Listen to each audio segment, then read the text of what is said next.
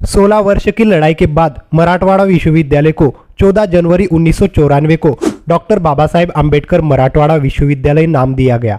जय भीम दोस्तों, आज हम इस वीडियो में बात करेंगे मराठवाड़ा विश्वविद्यालय के नामांतर दिन की। 27 जुलाई 1978 में विधानमंडल के दोनों सभागृहों में मराठवाड़ा विश्वविद्यालय को डॉक्टर भीमराव अंबेडकर जी का नाम देने का निर्णय लिया गया।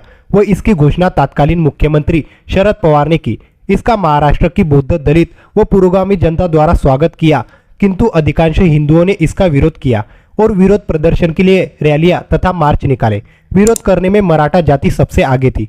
बौद्ध व दलित समाज ने भी विश्वविद्यालय को अंबेडकर का नाम देने के लिए रैलियां निकाली। दलित पैंथर ने इसमें सक्रियता से भाग लिया था। तब महाराष्ट्र में रैलियां व प्रति रैलियों का दौर था। उस दौरान हिंदुओं द्वारा अनगिनत मार लोगों पर कई तरह के अत्याचार किए गए। बुद्धों पर अपमान, उन पर हमला, उनकी हत्या, महिलाओं के साथ बलात्कार, उनका सामाजिक बहिष्कार तथा उनके घर व उन्हें भी जलाया गया। यह सिलसिला 35 वर्षों तक चलता रहा। गैर दलित छात्र समूह ने शुरू में विश्वविद्यालय का नाम बदलने की मांग का समर्थन किया, लेकिन दलितों ज्यादातर मार छात्रों को सामान्य तह में लाने की व्यवहारिक इच्छा की तुलना में हठधर्मिता के कारणों के लिए ऐसा काम किया। दलित छात्रों ने परंपरागत रूप से कम फीस और सस्ती पाठ्य पुस्तकों जैसे कारणों का समर्थन करने में कोई दिलचस्पी नहीं दिखाई, लेकिन वे छात्र आबादी का लगभग 26% थे और उन्होंने बदले की उम्मीद की थी। परिवर्तन के लिए विश्वविद्यालय की परिषद में याचिका दायर करने के इरादे से दलित और गैर दलित छात्रों को शामिल करते हुए एक मार्च का आयोजन किया गया था। दलित पैंथर के नेता गंगाधर गाड़े के नेतृत्व में जुलूस एक अन्य के साथ मिला। दीपांकर गुप्ता के अनुसार विभाजन हिंदू जाति के पूर्वाग्रहों और विश्वविद्यालय के नाम बदलने का समर्थन करने के लिए मितभाषी नहीं था, बल्कि गड़े द्वारा ली गई विभाजनवादी और सांप्रदायिक स्थिति के कारण हुआ था, जो ये भी चिंतित हो सकता है कि दलितों और गैर दलितों के बीच कोई गठबंधन पैंथर की शक्ति को प्रभावित कर सकता है। वामपंथी संगठनों में केवल स्टूडेंट फेडरेशन ऑफ इंडिया और युक्रांत ने अभियान का समर्थन करना जारी रखा। 1977 में महाराष्ट्र के मुख्यमंत्री वसंतदादा पाटिल ने वादा किया था कि नामकरण होगा और जुलाई 1978 में महाराष्ट्र विधानमंडल ने इसे मंजूरी दे दी। उत्तरा शास्त्री ने नोट किया कि इस समय के अभियान ने समाज में एक बेहतर छवि और स्थिति के लिए नवबुद्धों की इच्छा को प्रतिबिंबित किया, जिसके एक महत्वपूर्ण हिस्से के रूप में उन्होंने अंबेडकर के प्रतीकात्मक विचारों को बुलाया, जो उनके उदय से पहले थे। विश्वविद्यालय के कार्यकारी निकाय ने विश्वविद्यालय का नाम बदलने के लिए एक प्रस्ताव पारित किया और निर्णयों की ये श्रृंखला दंगों के लिए उत्प्रेरक थी, जो 27 जुलाई 1978 को शुरू हुई और कई हफ्तों तक चली। गेल ओमवेट जैसे टिप्पणीकारों का मानना है कि यह हिंसा घृणा पर आधारित जातिगत युद्ध था, जबकि अन्य जैसे गुप्ता का मानना है कि इसके कारण अधिक विविध थे। ओमवेट और गुप्ता दोनों ने उल्लेख किया कि हिंसा मारों के उद्देश्य से थी और अन्य दलित समूह तक नहीं फैली थी, जबकि गुप्ता ने यह भी नोट किया है कि मराठवाड़ा के 3 जिलों औरंगाबाद, नांदेड़, परभनी के केंद्रित था, जहां दलित पंजीकरण स्कूलों और कॉलेजों में विशेष रूप से उच्च थे और आर्थिक प्रतिस्पर्धा सबसे भयंकर थी। विशेष रूप से अशांति के केंद्र शहरी क्षेत्र थे, जहां मार आकांक्षाओं का प्रभाव रोजगार, सामाजिक और आर्थिक भूमिकाओं को सबसे अधिक प्रभावित करेगा, जिसे हिंदू जातियां अपना संरक्षण मानती थी। अन्य 2 जिलों बीड़ और उस्मानाबाद से समस्याएं काफी हद तक अनुपस्थित थी और ग्रामीण क्षेत्रों में समस्याओं का फैलाव आमतौर पर कम था। गुप्ता के अनुसार भौगोलिक और जनसांख्यिक लक्ष्यीकरण के ये मुद्दे इंगित करते हैं कि हिंसा के वास्तविक कारण थे हिंदू और दलित जाति के बीच युद्ध से ज्यादा सूक्ष्म थे। अन्य जगहों पर दंगों के बहाने हिंसक कृत्यों के भी उदाहरण थे। इन विचारों के विपरीत वाईसी दामले का कहना है कि हिंसा विशेष रूप से गांव और अनुसूचित जाति के लोगों को प्रभावित करती है। हालांकि डॉक्टर अंबेडकर के नाम पर मराठवाड़ा विश्वविद्यालय का नाम बदलने के आंदोलन का नेतृत्व दलित पैंथर और ऐसे नेताओं ने मुख्य रूप से शहरी केंद्रों में किया था।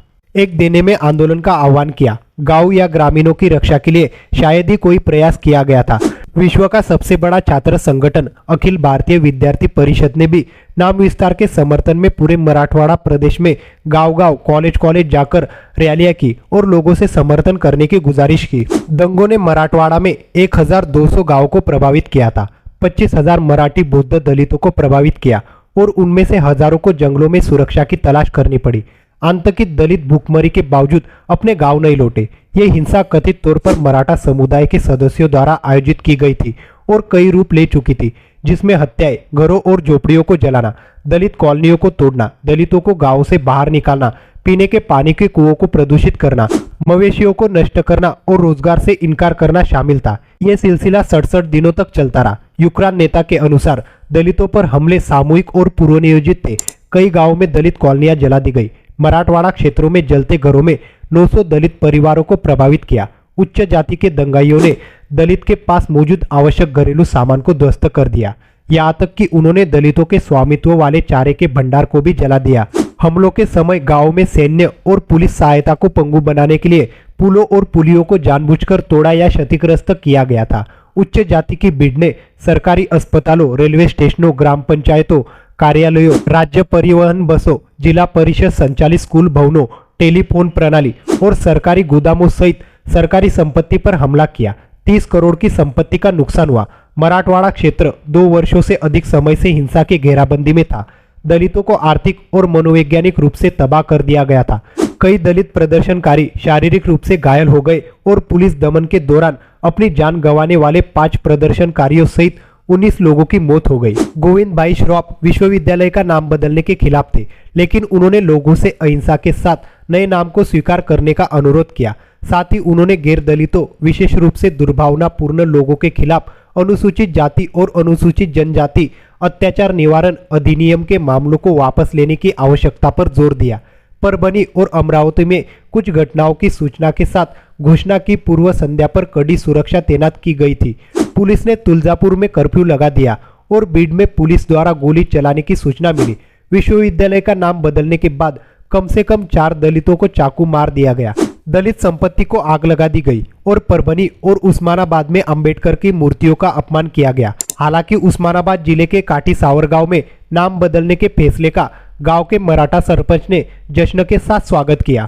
मराठवाड़ा क्षेत्र एक विविध सांस्कृतिक और ऐतिहासिक पृष्ठभूमि है, इसलिए कई नाम सुझाए गए थे।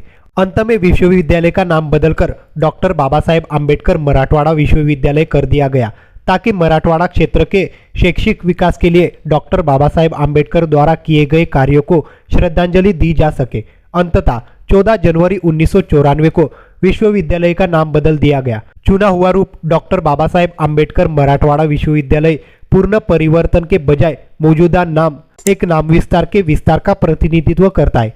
शरद पवार ने यह भी घोषणा की कि जाति, वर्ग, धर्म और जातीयता के बावजूद सभी के लिए उच्च शिक्षा को प्रोत्साहित करने की नीति होगी। इसके अलावा एक नामित विश्वविद्यालय को अंबेडकर के सपने को साकार करने के लिए कुछ विभागों में बेहतर सुविधाओं के साथ विकसित किया गया था, जो विश्वविद्यालय के लिए महत्वपूर्ण मानकों में से एक था। उसी समय विश्वविद्यालय ने अजंता मेहराब को अपनाया, जिसमें हाथी अपने प्राथमिक लोगों के रूप में थे, जो अजंता गुफाओं के बौद्ध सांस्कृतिक महत्व को दर्शाता है। हर 14 जनवरी को बाबा साहेब के अनुयायी विश्वविद्यालय में आते।